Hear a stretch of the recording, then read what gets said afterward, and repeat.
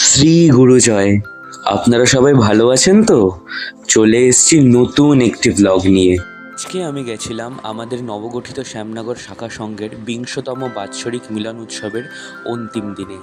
এবছরের উৎসবটি অনুষ্ঠিত হয়েছিল শ্রী সুনীল সরকার দাদা ও শ্রীমতী জবা সরকার দিদির গৃহে শ্যামনগর গারুলিয়া স্থিত এসি মাঠের প্রাঙ্গণে। সেখানে যাওয়ার পথেই সকাল সকাল মা দীনতারিণীর দর্শন হয়ে গেল। শ্যামনগর স্টেশনের পাশেই চৌরঙ্গি মোড়েই মা দীনতারিণীর মন্দির অবস্থিত।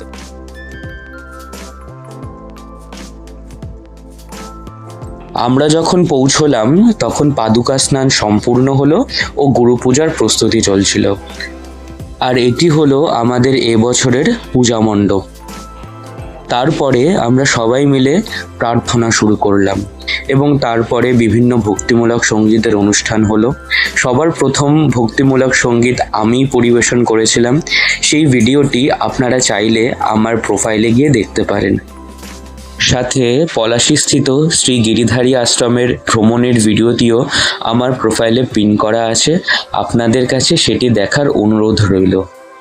মাইক হাতে এখানে আজকের অনুষ্ঠানটি সঞ্চালনা করছেন আমার মামা দাদু শ্রী কালীপদ দাস।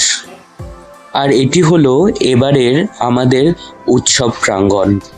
3 দিন ব্যাপী এই উৎসবের অন্তিম দিনেই আমার যাওয়ার সুযোগ হলো, কিন্তু আমার মা, বাবা এবং পরিবারের বাকিরা কিন্তু অন্যান্য দিনও গেছিল।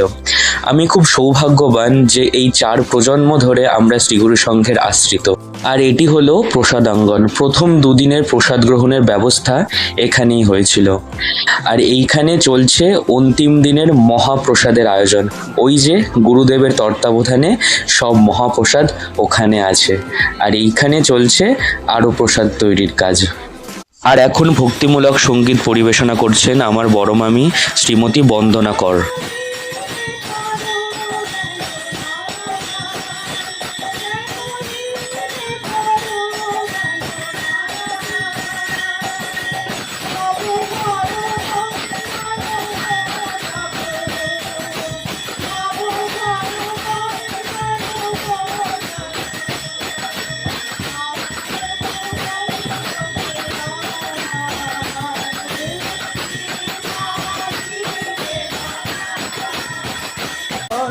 আর এখন ভক্তিমূলক সঙ্গীত পরিবেশন করছেন আমার মামা দাদু শ্রী কালীপদ দাস।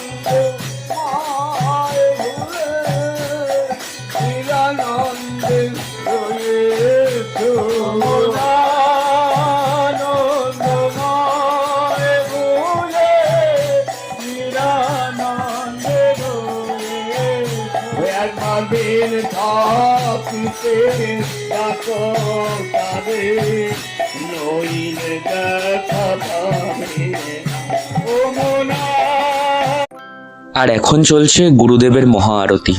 যেটা বলছিলাম যে আমি খুব সৌভাগ্যবান যে আমরা 4 প্রজন্ম ধরে শ্রীগুরু সংঘের আশ্রিত।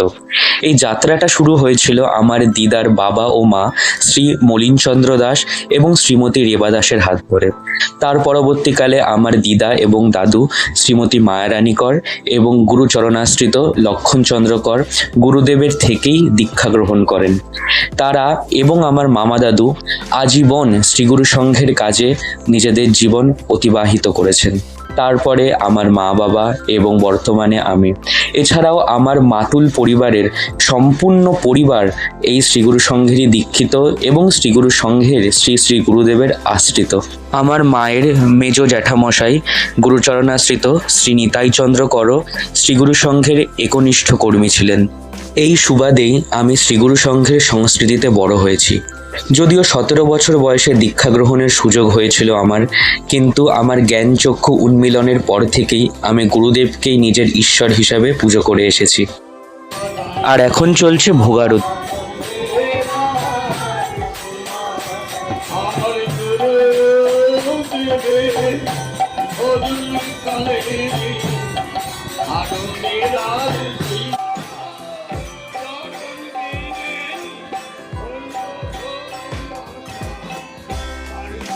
আর এবারও প্রতিবারের মতোই আমার দিদা আবেগঘন হয়ে পড়েছে। আসলে তাদের সম্পূর্ণ জীবনটাই তো শ্রীগুরু সংঘকে কেন্দ্র করেই অতিবাহিত হয়েছে। আর দিদা দাদুর থেকে শ্রী গুরুদেবের মাহাত্ম্য এবং অলৌকিক ক্ষমতার কাহিনী শুনে আমি বড় হয়েছি এবং বাস্তব জীবনেও বহু ক্ষেত্রে তা আমি প্রত্যক্ষ করেছি। আর এখন ভোগারতি সম্পূর্ণ হলো।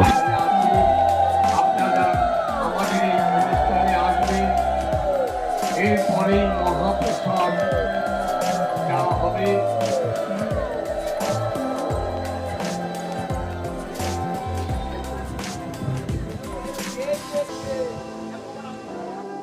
আর এখন চলছে শান্তির জল প্রদান।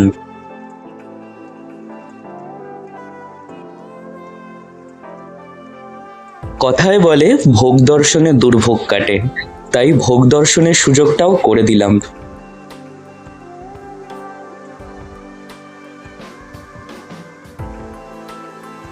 তুমি তো এতগুলো বাৎসরিক উৎসব দেখেছো, সব থেকে স্মরণীয় কোনটা তোমার কাছে? বলতে তো সবই স্মরণীয়, হ্যাঁ, তার মধ্যে যেখানে যাই সেখানেই স্মরণীয়। আর যেটা তোমাদের বাড়িতে হয়েছিল সেটা সেটা তো সব থেকে স্মরণীয় হবে। এটা আমি কি বলবো, আর তুমি তো সবাই বলবে। ওটা কত বছর আগে হয়েছিল? আমাদের বাড়ি যেটা হয়েছে, হ্যাঁ, এটা অনেক 90 বাংলার 90 বাংলার 90 সালে হয়েছিল, মানে 1290 সালে। জয় জয় জয় জয় জয় জয় জয়